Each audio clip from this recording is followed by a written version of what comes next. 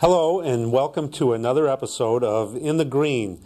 We have a very timely program today, a special guest with us, Miss Donna Napolitano of Mechanical Energy Systems in Canton, Michigan. Welcome to the show, Donna. Thanks for coming on. Thank you, Matt. It's nice to be here. Yeah. Can you give our viewers a little background about the business, Mechanical Energy Systems, how it came to be and what you do? Well, at Mechanical Energy Systems, we do many different things, but one of our main focuses is solar applications. We do solar installations for retrofit for homes. We also service hot air, hot water heating systems. We work with solar photovoltaics, which is solar electric generating systems, and a few small windmills we have put in as well. Well, that's quite a variety of things. Yeah. With electricity prices going up now and looking to go up quite a bit more in the future, it's become a lot more important. A little later in the show, we're going to show a tape of the interview we did at your shop with some of the products there, and we'll talk about those in particular. But can you tell our viewers some of the advantages that they can get from, let's start with a passive solar system. What is a passive solar system and what does it do for somebody? Okay. When people refer to a passive solar system, basically you're acting about a solar system that basically will have gain from the sun that has really no blowers or moving parts to it to help move that energy anywhere. A passive solar design might be a house that has south-facing windows, things like that.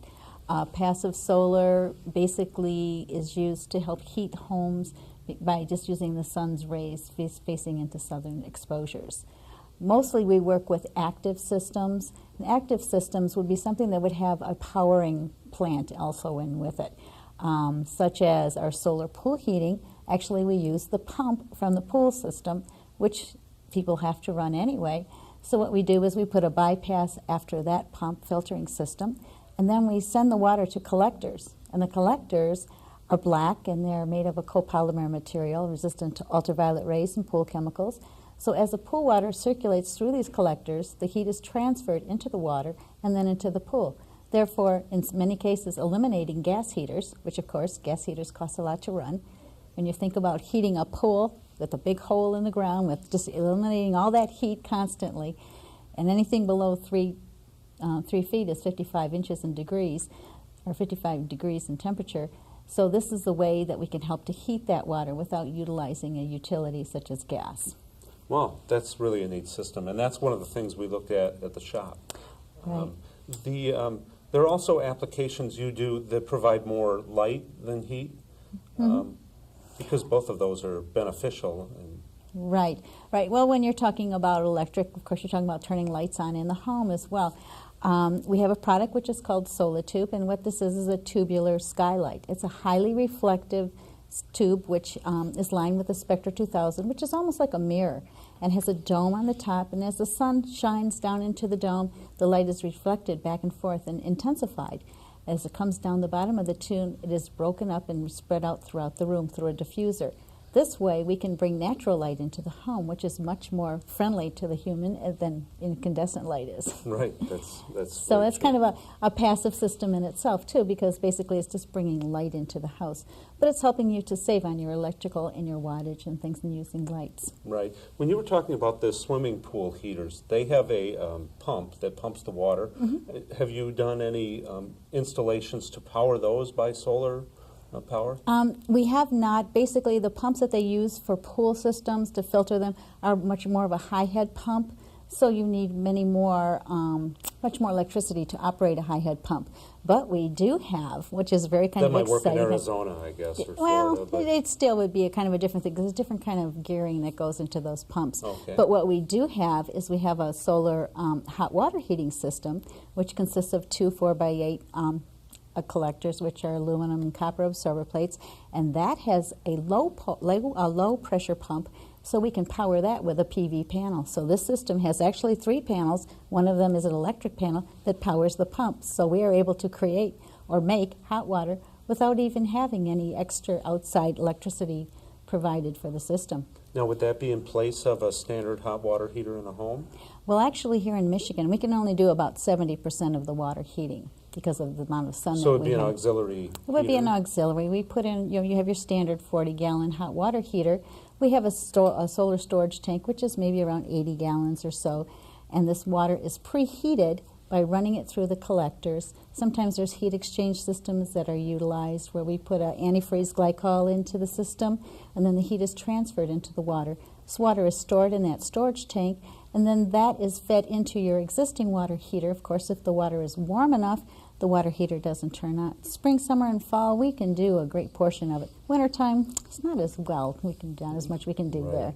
But still, when you think about it, 70% of your water heating coming from the natural sun, it's a free thing. Sure. And you have solar panels on the roof of your building, don't you? Yes, we do. We weren't able to climb up there and get the view of that, but you did show us the interior hookup, the battery system, and all of that. And you told me, I said, well, I guess this will allow you to get by enough to shut the computers down if your power goes out. And I think your response was, shut them down, it'll allow us just to keep working. And that's what it's all about, really, to be sustainable.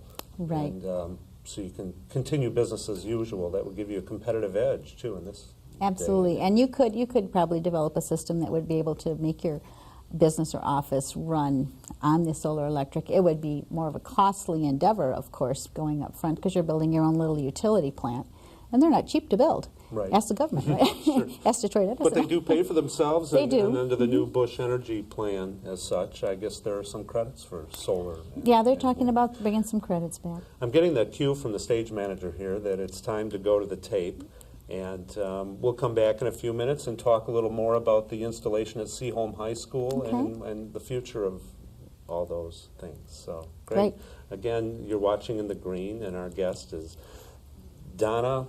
Help me, Donna. Napolitano. Thank you, Donna Napolitano of Mechanical Energy Systems in Canton, Michigan. And let's roll the tape. Eric, do we have that? Here we are at Mechanical Energy Systems with Donna. And Donna, let's go around the room and show things that we couldn't bring into the studio. That's the purpose of doing this shoot. What do you have here? And can you tell us about each product? Sure, Matt. That'd be great. What we have here is a solar tube. And what this is a tubular skylight. Many people have regular conventional skylights in their home. The problem with that is, of course, we're concerned with energy here at Mechanical Energy Systems. So that skylight is allowing all your heat to escape or allowing heat to enter in the summertime. Okay. So with the solar tube, what we have is we have a tubular skylight. Inside this tube is lined with what we call Spectra 2000, which is a mirrored finish. What happens is the light goes through the dome on the top and it reflects back and forth and intensifies. Then we come out the bottom and we put it through a diffuser. Now this will break up the light and spread it around the room, giving us a diffused light in the room instead of just a square of light on the floor. The tubular skylight, such as the solar tube, it's a sealed system, so we don't have any heat loss or heat gain. It also is protected against leakage. A lot of skylights leak. I've heard that from a lot of people. Right. This is protected against leakage? This is protected against leakage, exactly. And plus it's energy efficient.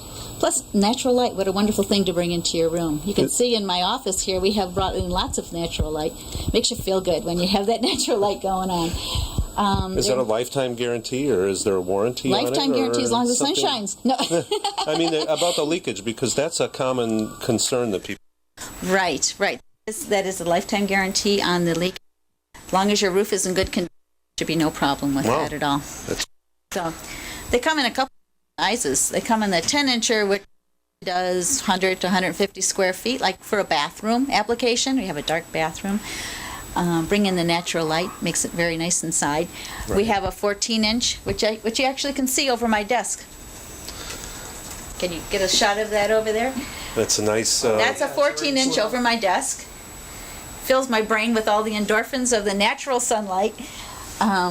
It's a beautiful thing. This one right here, if you can get a picture of this one, Eric. This unit is a... Yes, it is. This is a 21-inch commercial unit that we use. Can be installed in office complexes, doctor's offices.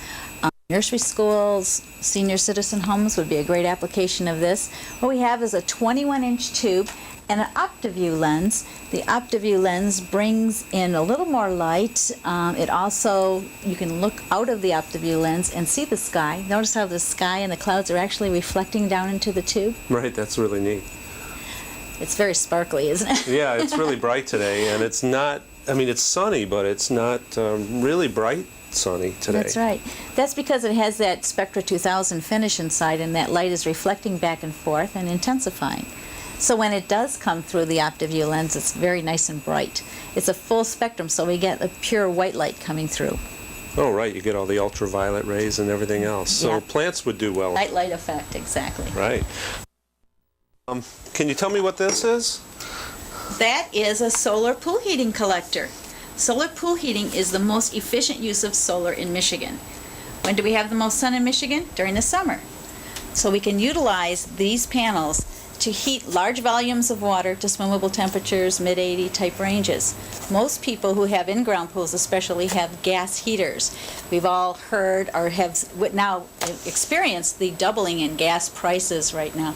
People will spend up to $200, $300 a month last year heating their pool. Think about that. Wow. 5 months out of the summer, how much are you spending on heating your pool? When we got free sunshine falling down onto your roof, what we do, Eric, is we put this up here. Matt, well, I was thinking that myself. What we do, Matt, is we put the collectors up on the rooftop of the home. See these pictures back here? What we're able to do is utilize your existing pump and filter. You filter your pool 8 hours a day anyway. So what we do is the water is then directed up to the collecting system. As the water passes through these 220 small little quarter-inch channels, the heat is readily bypassed into that pool water and then circulates back to the pool. So you have to filter anyway, so you might as well get free heat at the same time. Okay. Eliminate the gas heater, we can do that. That's great. Does it completely eliminate the gas? You can heater? size a system to do that. It just depends on how many collectors you use. Okay. The more collectors you have, of course, the more energy you can pick up. You can pick up about 1,100 BTUs per square foot of collector area. Is there a way to regulate it to keep it from getting too warm as well? There is a way we can do that. We have automatic controls that have sensors at the panels and sensors in the water return, and there's a differential control thermostat that'll turn a bypass valve and either turn the solar on or off. Okay. Most people just utilize a 24-hour timer on their filter and just kick it on, during the sunny hours of the day. Oh, I see. All right. And So- in Michigan, that's probably not a problem. Yeah, that's See, probably not a problem. I mean, if you're in California or Florida where you have a lot of sunshine in the wintertime or in the summertime, you can overheat a pool very readily. But here in Michigan, we're not too prone to that problem, unfortunately. Well, that's great. That's a neat product. Yeah, it is. It's a great product. Work great. We've got many systems installed in Michigan. Those are manufactured in California. Okay. And these?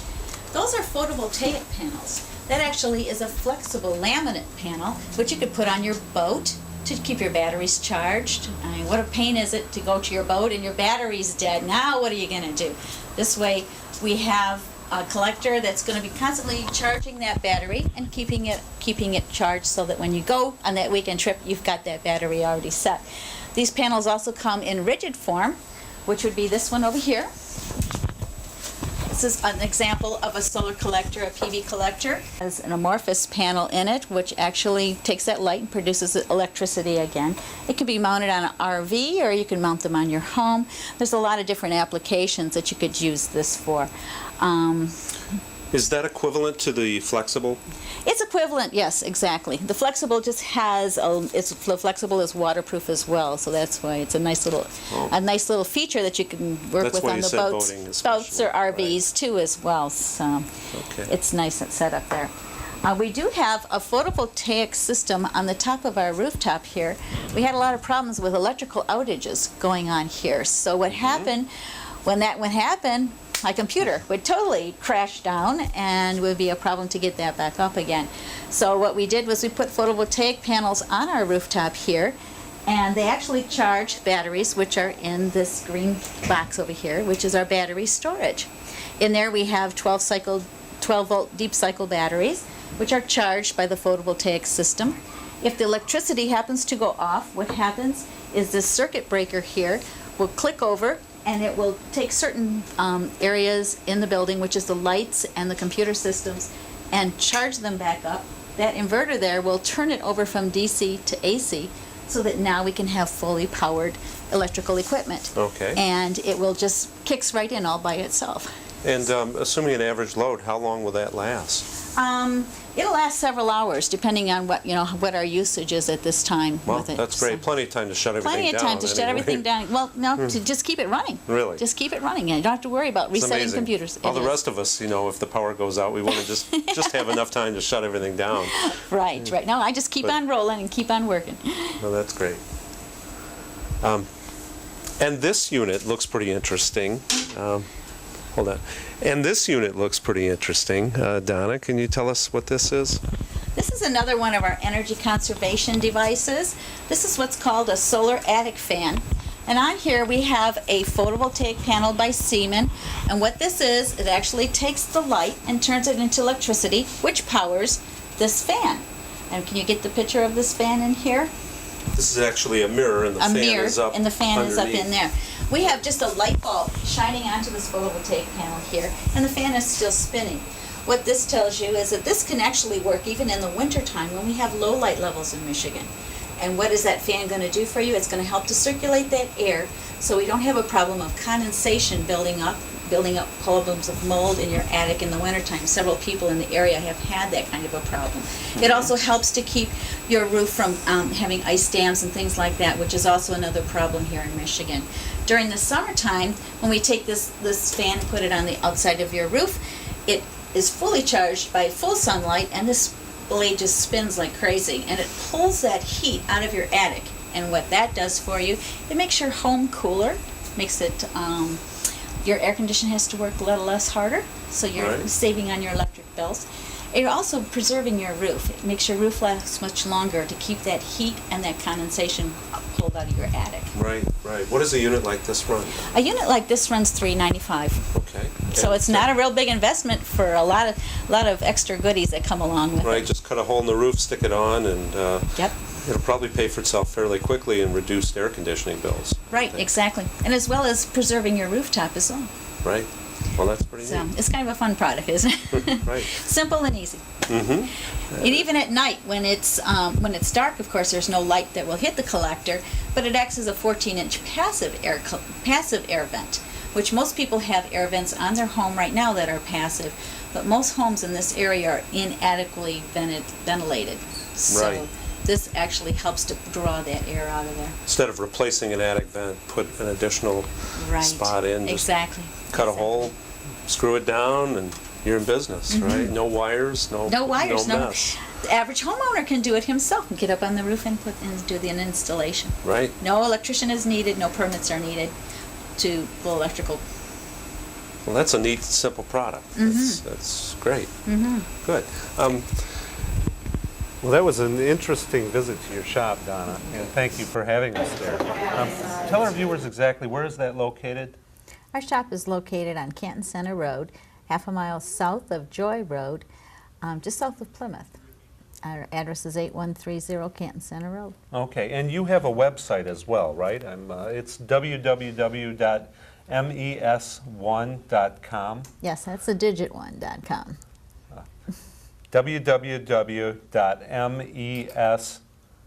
www.mes1.com. Right. And you told me you also recently added an 800 number? Right, we have an 800 number, and our 800 number is 1-800-BY, that's B-Y, Solar, S-O-L-A-R, and just remember, I want to heat my pool by solar. Hi, I got a commercial in there. Right. By Solar. That's By neat. solar, yes. B-Y-S-O-L-A-R. Donna, you were telling me that there's a project at Seaholm High School in Bloomfield Hills, is that? Where there's a teacher who has an energy lab. Can you tell us a little bit about the energy lab and your participation in that? Right. The school is actually in Birmingham. It's on Cranbrook between 14 and 15 Mile. And what we have done there is built an energy lab. We originally built an energy lab there about 10 years ago. We put up a small windmill and photovoltaic system which powered a student's lab. So the students actually had hands-on operation 10 with years this. ago. That was 10 years Put up- ago we started that, and that was a big dream of Mike Pierno.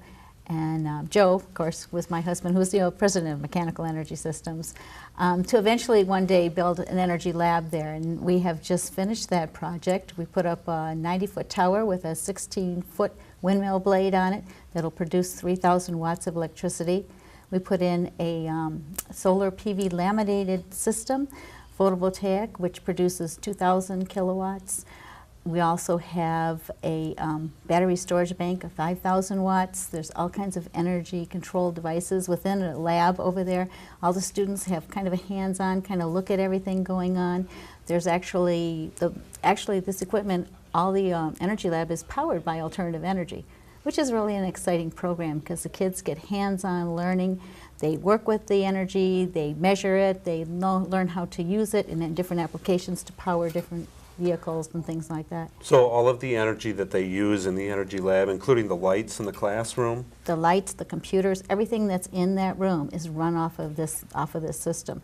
And if they don't use up all the energy kicks back into the Detroit Edison lines. Right, and I'd like to mention that to our viewers. It's something called net metering, as you explained to me, and net metering, if you're producing electricity and you have an excess, the electric company has to buy it back from you, correct? Well, basically there are some programs where that is becoming available now, where you can tie it back into the Detroit Edison line. So if you're producing much more than you need, you can then send it back to the Detroit Edison. And your meter could actually run backwards. Yep, good if you're not using your energy that you're producing.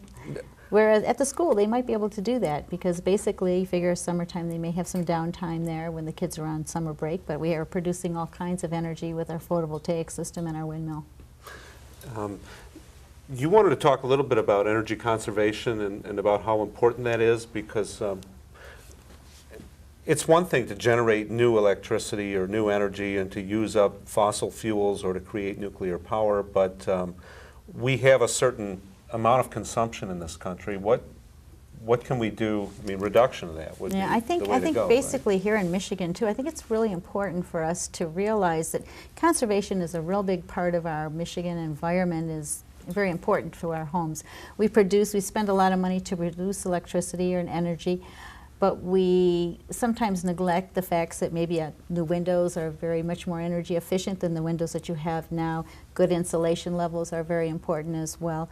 Updating old furnaces. It's amazing to think that an old furnace is about 65% efficient, which means 65 cents heats the house, 35 cents goes out the chimney and heats the birds.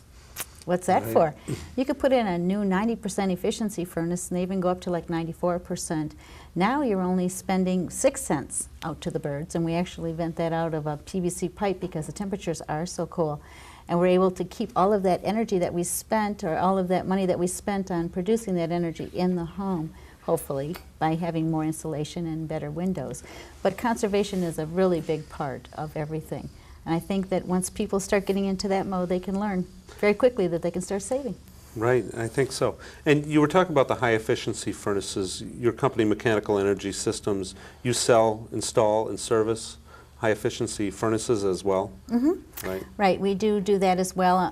When we started our business off, we were doing basically strictly solar applications and working with repairs. And then as things moved along, people appreciated our service and they brought us in to help them do work on their heating and cooling systems. So we developed that end of the business. So we do also do that as well. Well, good luck with the business. There is quite a market with that these days, and you folks seem to be in the forefront of it. So we'll look to see more things in the future, and maybe we can go one day to Seaholm High School and check out those different systems and speak with the teacher there. And maybe we can get some other schools in the area to get the same idea. We need to create more entrepreneurship among young people with alternative technologies, because it's crazy for us to keep running faster and faster down the wrong path. Yeah, it's kind of amazing to see the kids' eyes light up when they realize in this solar class how much energy they have to produce to make their hair blower work.